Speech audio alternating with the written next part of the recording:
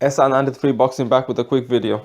I was watching ES News Boxing, or it's called ES News rather, and few videos of Floyd Mayweather Jr. being interviewed. One of which he was talking about the Kell Brook and Triple G fight, and to him it looks like a fix. Now, when I was watching it, I'm from the UK, so I was watching the UK commentary, and Paulie Malignaggi was on it. Paulie Malignaggi, I hope I pronounced that right. Paulie Malignaggi was mentioning about within the 4th, 5th round or something like that, like that Kell Brook might have a broken eye socket, because he was saying, like, I'm paraphrasing, like he was saying something like, oh, I can relate to that, relate to how that feels, and it seems similar to me having a broken eye socket in my career or something like that, But he felt like Kell Brook had a broken eye socket. The day after that, it looked like Kell Brook had a broken eye socket, so I bought into it. But before the fight, I never mentioned it because that fight happened in 12th September, and I made that video. The first video I made was right before the Kell Brook Triple G fight. Those are really my first videos. But when the fight was actually made, I was thinking that really, Kell Brook has not even fought that many good fighters. He always fight bums after bums after bums after bums after bums, never taking a chance. The only fighter he's calling out is Amir Khan, that's like on the higher level. All of a sudden he's gonna fight Triple G. What if this match is fixed? And I thought of it, but I didn't want to mention it on my video because the fight was really coming up. Kell Brook is doing the weigh-in. He looks excited, and if I do that, people are gonna think that, hey, I'm discrediting Kell Brook's ability, Kell Brook's heart to fight Triple G.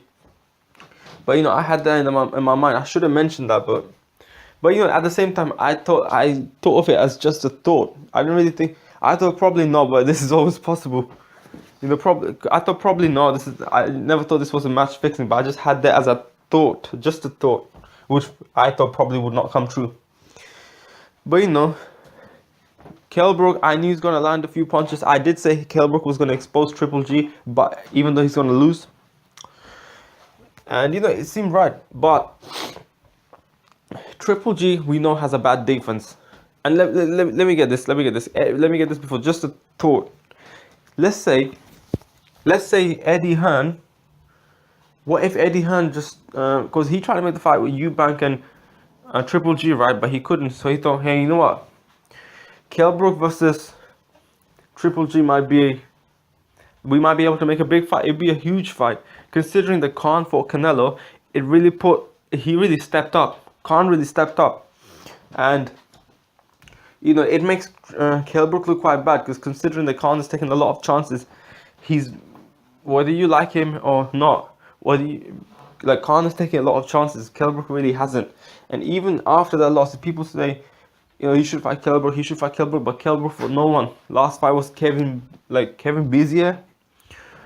So, let's say Eddie Hearn decided, okay, we're gonna make that fight, but we're gonna tell Triple G to fix some shit. We're gonna tell Triple G to take a few shots and be there so you can Kell Brook can land a few shots, right? Just go a little bit easy. So, because what that does, if you think about it, I know it sounds ridiculous, but if you think about it, I'm not saying this is necessarily true, but there's always a possibility. If Kell Brook gets caught, if Kell Brook's able to land a few shots on Triple G and makes Triple G look a bit bad, to both sides benefit.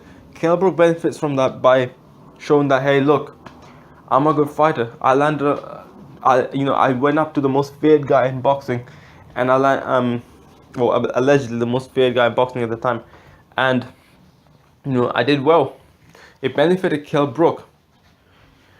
It benefited Triple G as well in a way. I mean, people now saying he kind of got exposed and whatnot, but at the same time, Triple G has now people calling him out, right? No one wanted to fight Triple G apart from Canelo. He was the only fighter that Triple G was ducking. Now Triple G got options, or kind of. He's got some problems with Jacobs, but now at least Danny Jacobs, Billy Joe Saunders now he's calling him out. Billy Joe Saunders was being a pussy, but that was before this fight. Sorry, I don't want to call him a pussy, but in the fight world, yeah, he's a pussy. Billy Joe Saunders, he before was like really, like he said to Eubanks Jr. that he would beat me and you on the same night. He was referring to Triple G when it says he, right? And now he's calling him out. A lot of fighters are calling him out right now, and Triple G will probably now be able to get some more fights. So that could be a match fixing. That could be, and because it benefits both sides, right? Because think about it, Triple G with all this bullshit that he does, the raps, which I think he has some bullshit on his raps, but with those raps or without those raps, he's still one of the most dangerous fighters in boxing. Triple G, so you're a smaller guy who's not even as dangerous as Triple G is pound for pound, is gonna move up to fight Triple G when this small guy has never even fought people in his own weight, like that many people in his own weight division, that many good people. On average, if you look at Kell Brook's record, if you do a mean average, and I hope you know what a mean average is, that's just, adding a mean average of all their losses. You add up all their wins, you add up all their losses, you divided the wins with the number of opponents, you divided the loss with the number of opponents. He, guarantee you, has way more losses than wins. His average opponent has way more losses than wins. Way more. I think more than double losses than wins. And all of a sudden, he's gonna fight Triple G. There's always a chance that this match was fixed. So I do think there's a chance of this. Eddie Hearn has been involved in some, like, he hasn't been involved in all that, but he seems like a good promoter or whatnot. But when he talks, real boxing fans can tell he's full of shit. Oh, we're trying to get him this big fights to Kell Brook, give big fights, but you never got him anyone.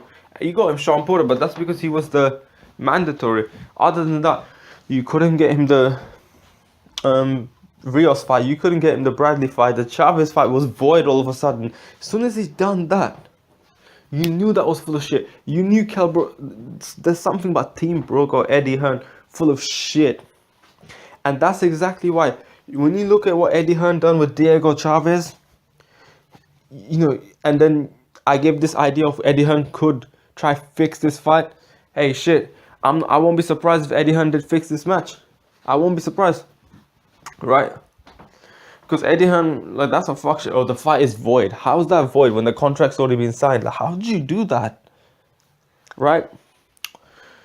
So yeah, I think this fight could be fixed. I'm not saying this is a definite thing. This is a sure thing, but man, Kell Brook, and keep in mind, Triple G, the type of person Triple G is as a fighter in terms of outside the ring, the boxing outside the ring. I'm talking about the management, the promotions.